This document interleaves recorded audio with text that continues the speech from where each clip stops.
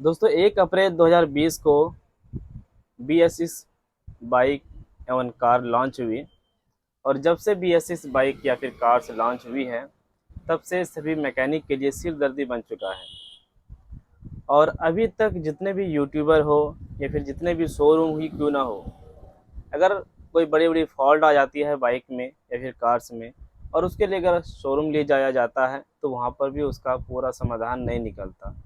Bike में या फिर कार्स में जो भी दिक्कत आती है, तो उसके लिए अभी इतना जितना भी शोरूम हम मार्केट में देखते हैं, अपने ज़िला के अंदर देखते हैं, बहुत जगह बहुत ऐसे कंपनी है जो कि वहाँ पर मशीन भी अभी तक उपलब्ध नहीं है।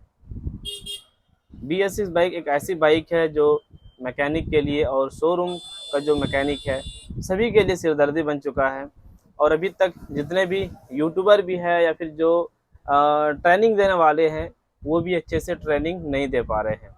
सोचिए, इतना खतरनाक ये बाइक है। तो चलिए, आज मैं आपको बताने वाला हूँ कि BS3 हो या फिर BS4 बाइक हो या फिर BS6 ही बाइक क्यों ना हो, या फिर वो कार्स ही क्यों ना हो, तो आखिर हम लोग क्या करें, इसके लिए क्या उपाय हमें लगाना चाहिए, और आखिर इतना सिर दर्दी क्यों होता है, और इसके लिए हमें कितना टाइम लग सकता है पूरा मैकेनिक बनने में। चलिए, आज की इस वीडियो में मैं आपको बताने वाला हूँ। देखिए, मैं शुरू से लेकर चलूँगा। एक समय ऐसा था जो कि मार्केट में टू स्ट्रोक बाइक चल रही थी। टू स्ट्रोक यानी कि जिसमें कि पेट्रोल के साथ हम लोग इंजन ऑयल मिक्स करते थे, वो टू स्ट्रोक इंजन हम लोग बोलते हैं, टू स्ट्रोक मोटरसाइकिल बोलते हैं। तो पहले के ज़माने में वही बाइक चलती थी। उसके बाद दोस्तों, उस टाइम में जो यानी कि उस टाइम में जो स्कूटर या फिर राजदूत या फिर RS 100 जो बाइक चलती थी, तो उस समय मैकेनिक के लिए बहुत ही आसान था। उसी समय उसी मैकेनिक के लिए फोर स्ट्रोक बाइक लॉन्च हो गई। और आपको पता है कि जब से फोर स्ट्रोक बाइक उस समय में आई थी, तो उस टाइम में भी उन लोगों को पता चला यार, टू स्ट्रोक में तो बस क्रैंक था, क्लच प्लेट था, छोटा मोटा गियर बॉक्स था, और पिस्टन और हेड का कवर बस। वो टाइमिंग चेन का ज़्यादा लोचा नहीं था भाई, गरारी वगैरह उतना नहीं था उसमें, बड़ा उतना गियर नहीं था। उस समय लोग इतना परेशान नहीं होते थे, टाइमिंग भी उसे सेट नहीं करना पड़ता था। और जब से फोर स्ट्रोक आया तो उसके लिए सिर्फ दर्दी बन गया। और वही मैकेनिक आज भी चल रहे हैं भाई, जो टू स्ट्रोक का काम कर रहे थे, वही मैकेनिक फोर स्ट्रोक भी सही कर रहे हैं, और बहुत इजी तरीके से कर लेते हैं। उसे कोई दिक्कत नहीं होता है। हालांकि उस समय के लिए उसे भी बहुत ही परेशान किया था फोर स्ट्रोक इंजन, यानी कि फोर स्ट्रोक इंजन ने। क्योंकि फोर स्ट्रोक जब इंजन आई तो उसके लिए वायरिंग का भी लोचा बढ़ा भाई, वायरिंग का भी सिस्टम बहुत ज़्यादा आया। फिर धीरे धीरे डिजिटल मीटर में बदल गया। फिर DC सिस्टम आ गया करंट को लेकर। पहले तो स्टार्टिंग कॉइल रहता था, अब तो बिना स्टार्टिंग कॉइल का ही बाइक आने लगी है। तो ऐसे में इंजन से लेकर बाहरी parts, wiring part, electric part, mechanism part, सभी चीज़ों में बदलाव आई। और वही टाइम के मैकेनिक अभी तक वो ठीक कर रहे हैं, उसे कोई दिक्कत नहीं होता है। हालांकि अब भी दिक्कत होता है, फंसते हैं भाई हम लोग करंट में। स्पार्क अच्छे से नहीं मिलता है, या फिर बाइक दब के चल रही है, कभी स्टार्ट हो रहा है कभी नहीं हो रहा है, परेशान हो रहे हैं। माइलेज में अच्छा नहीं मिलता है। कभी इंजन गर्म होता है तो अच्छा चलता है बाइक, और कभी इंजन ठंडा होता है तो स्टार्ट नहीं होता है, या फिर गर्म होने के बाद बाइक झटके मारने लगती है। अब भी BS4 यानी कि जो फोर स्ट्रोक इंजन है, उसमें दिक्कत आ रही है। BS4 फोर स्ट्रोक इंजन में अब देखिए, वही फोर स्ट्रोक इंजन अब भी है, वही फोर स्ट्रोक इंजन अब भी है भाई। लेकिन कंपनी ने अब क्या किया, जो टू व्हीलर कंपनी है या फिर फोर व्हीलर कंपनी है, जितने भी कंपनी है, मोटर व्हीकल्स कंपनी, सभी को मतलब सरकार के द्वारा एक समझो कि सरकार ने जो लागू किया प्रदूषण को लेकर, धीरे धीरे प्रदूषण जो बढ़ती जा रही है हमारे भारत में, तो इसके वजह से मतलब BS6 को लॉन्च करना पड़ा। इसके साथ ही जो BS6 बाइक आई, तो BS6 में तो बहुत ज़्यादा चेंजिंग हो गया। पहले तो हम लोग कार्बेटर सेटिंग करते थे, अब कार्बेटर सेटिंग नहीं कर पा रहे, क्योंकि कार्बेटर नहीं मिलता है, उसमें मिलता है थ्रोटल बॉडी। अगर मैं आपको यहाँ पे कहूँ भाई, तो BS6 आया है, लेकिन भाई ये FI जो आप सिस्टम देख रहे हैं ना, ये FI पहले से ही चलती आ रही है। अभी सिर्फ BS6 आया, BS7 आया भाई, हम लोग ये जानते हैं। लेकिन FI सिस्टम तो भाई पहले से ही है। जिस समय BS6 7 नहीं था ना, BS4 के टाइम, BS3 के टाइम में से ही भाई FI सिस्टम चल रही है। और ये जो हम लोग मशीन देखते हैं ना BS6 का स्कैनर मशीन उस समय भी था, लेकिन सभी के पास नहीं था उतना, मतलब लोगों को जानकारी नहीं थी। मैं देख रहा हूँ कि यामा की बाइक या फिर TVS की अपाची बाइक BS4 बाइक आती है तो उसमें भी एक कपलर दिया होता है BS4 में चेक करने के लिए। पता है क्यों? क्योंकि उसमें ABS सेंसर लगा दिया, ABS मीटर लगा दिया, ऐसे कई सारे चीज़ लगाने की वजह से उसमें भी वो चेक करने का मशीन सिस्टम दिया कंपनी ने। हीरो कंपनी ने FI सिस्टम लेकर आया हीरो की ग्लैमर बाइक को, वो BS3 BS4 बाइक था ना भाई। तो FI पहले से ही चलती आ रही है, बस हमें जो दिखाई दे रहा है सामने BS6 और 7 दिखाई दे रहा है बस। ये कोई बड़ी बात नहीं भाई। मैं मानता हूँ मुझे भी ज़्यादा एक्सपीरियंस अभी नहीं है BS6 के बारे में, और मैं क्या बताऊँ भाई, मेरे से जो आगे बड़े हैं, जो शोरूम में रहते हैं, जो शोरूम में वर्कर लोग हैं, जो काम करने वाले बड़े बड़े मैकेनिक, पुराने मैकेनिक है, जिसको ट्रेनिंग दिया जाता है रांची में, दिल्ली में, भोपाल में, गोपाल में, जितना भी होता है, जहाँ जहाँ पर वो ट्रेनिंग लेने के लिए जाते हैं, तो वो भी अच्छे से ट्रेंड नहीं हो पाते हैं। सोचिए, अगर वो कहते कि नहीं पूरा फुल मैकेनिक में बन चुका हूँ BS6 का, 7 का, FI सिस्टम का, ECU कोयल सिस्टम का, तो मैं नहीं मानूंगा। क्योंकि जब हम लोग छोटी मोटी चीज़ को लेकर जाते हैं यार, बैटरी चार्जिंग को लेकर, वो काम नहीं कर पाते, मशीन रहते हुए काम नहीं कर पाते हैं। सोचिए, मैं सभी बाइक की बात कर रहा हूँ, ये नहीं कि हीरो, बजाज, TVS, सभी की बात कर रहा हूँ। सभी कंपनी जो बाइक है उसमें जो छोटी मोटी चीज़ें आती हैं, तो इसके लिए समझना बहुत ही कठिन होता है।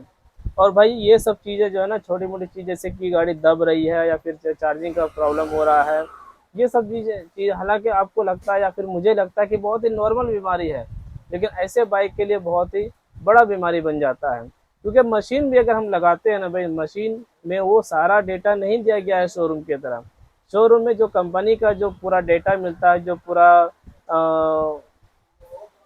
कोड हमें मिलता है, फोल्ड कोड, वो सारी चीज़, डायग्राम वगैरह, टोटल चीज़ हम लोग को मशीन में नहीं मिलता। चाहे कोई भी मशीन आ जाए ना बाहर का, उसमें मिलेगा ही नहीं उतना सब चीज़। और शोरूम वाले का जो मशीन होता है उसमें सारा चीज़, सारा डिटेल से दिया हुआ है, और फिर भी वो सोचे कि बीमारी नहीं पकड़ पाते हैं। हाल फिलहाल की एक बाइक मेरे पास आई थी, समझ रहे ना, हीरो की बाइक, उसमें दिक्कत क्या था भाई, स्टार्ट करो चाल नहीं रुकता था, फिर बंद हो जाता था। स्टार्ट करो चाल नहीं रुक रहा, बंद हो गया, फिर चाल रुक रहा है, फिर ठीक है, कभी ठीक है कभी ख़राब है। ऐसे में हम भी परेशान हुए यार। ऑक्सीजन सेंसर मैंने चेक किया मशीन से, तो ऑक्सीजन सेंसर बता रहा है, तो मैंने ऑक्सीजन सेंसर बदल कर देखा, फिर भी वही फॉल्ट बता रहा है। टेम्परेचर सेंसर बदल कर देखा, फिर भी वही फॉल्ट बता रहा है, वही दिक्कत आ रहा है गाड़ी में। तो लास्ट में हमने उसका उपाय सोचा कि यार देखो, ये जो सेंसर है ना, सारे सेंसर का जो कनेक्शन है ना, वो ECU कॉइल से जुड़ा होता है। और ग्लैमर बाइक जो होता है हीरो का, उसका ECU कॉइल टोटल बॉडी में होता है। टोटल बॉडी में अगर कोई भी सेंसर खराब हो, चाहे मैप सेंसर हो या फिर टोटल पोजीशन सेंसर हो, अगर उनमें से कोई भी सेंसर खराब होगा, तो उसके लिए हमें क्या देखना पड़ता है, टोटल बॉडी को, ECU कॉइल को। ECU कॉइल उसी के साथ कनेक्टेड है, तो वहाँ पे क्या करते हैं कि हम पूरा सेट बदलते हैं, तो वो ठीक हो जाती है। तो मैंने उसका बीमारी पकड़ा कि ये जो सेंसर है, सेंसर तक जो सेंस करता है ECU कॉइल, वो अच्छे से नहीं जानकारी दे पा रहा है वो, तो उसके ECU कॉइल में दिक्कत था। तो इस तरीके से आपको अपना दिमाग लगाना होगा भाई। अगर आप सोचेंगे मशीन के द्वारा ही सारा चीज़ करें, मशीन आपको बताएगा ऑक्सीजन सेंसर के बारे में, और आप ऑक्सीजन सेंसर बदलेंगे और वो ठीक नहीं होगा।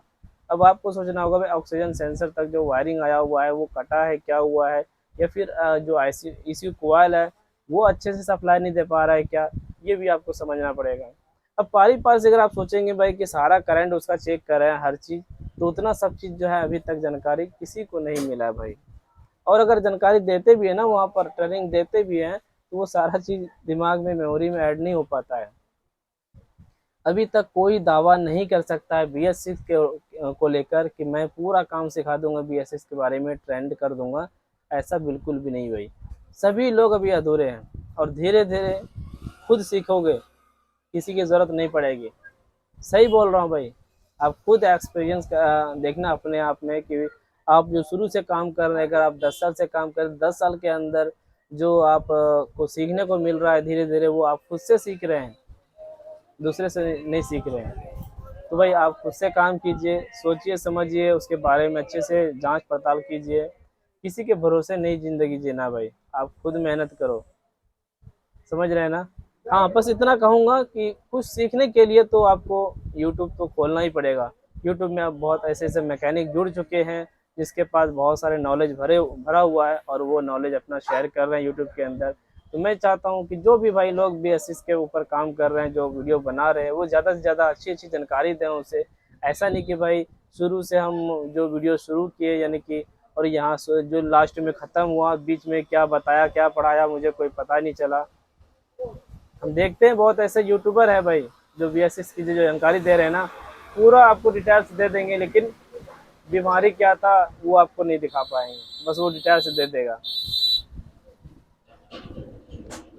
चलिए भाई, मैं ये बताने वाला था आप लोगों को कि आप लोग जो कन्फ्यूजन है कि BS6 जो 7 बाइक आई है तो हम लोग जो इतना परेशान हो रहे हैं, ये कोई बड़ी परेशानी की बात नहीं है। झटके मारना, दम तोड़ना, मतलब स्लो में नहीं रुकना, ये सारा जो प्रॉब्लम होता है ना भाई, ये टोटल बॉडी में जो सेंसर वगैरह लगा होता है उससे होता है, या फिर ECU कॉइल वगैरह से होता है। लेकिन यहाँ पे क्या है ना कि आप बदल कर भी तो नहीं देख पाएंगे। जैसे कि हम BS43 बाइक का हम CDI बदल कर देख लेते हैं, ST कॉइल बदल कर देख लेते हैं, मैग्नेट कॉइल बदल कर देख लेते हैं, और ज़्यादा अमाउंट नहीं लगता तो हम बदल कर देख भी लेते हैं। लेकिन यहाँ पे जो अमाउंट ज़्यादा लगता है ना, तो हमारा हिम्मत नहीं करता कि भाई ये सामान लेकर हम उसमें लगा कर देखें। चैनल में बने रहें, मेरे चैनल को सब्सक्राइब कर लें और नोटिफिकेशन को भी ऑन कर लें, और साथ में इस वीडियो को शेयर करें भाई। जो भी लोग BS6 7 बाइक में कंफ्यूज रहते हैं कि हम कितना दिन में काम सीखेंगे, बहुत से दर्दी वाली बाइक है, ऐसी बाइक बहुत लोग ऐसे करते हैं कि वो उसको घुमा देते हैं। घुमाना नहीं भाई, अगर आप अपने वर्कशॉप पर उसको रोकोगे, कुछ देखोगे तो समझ में आएगा उसके बारे में, वायरिंग के बारे में, उसका कनेक्शन के बारे में बहुत कुछ सीखोगे। काम होना नहीं होना वो अलग बात है भाई, कभी कभी हम लोगों को भी घुमाना पड़ जाता है, शोरूम भेजना पड़ जाता है, ऐसा होता है, सभी के साथ ऐसा होता है।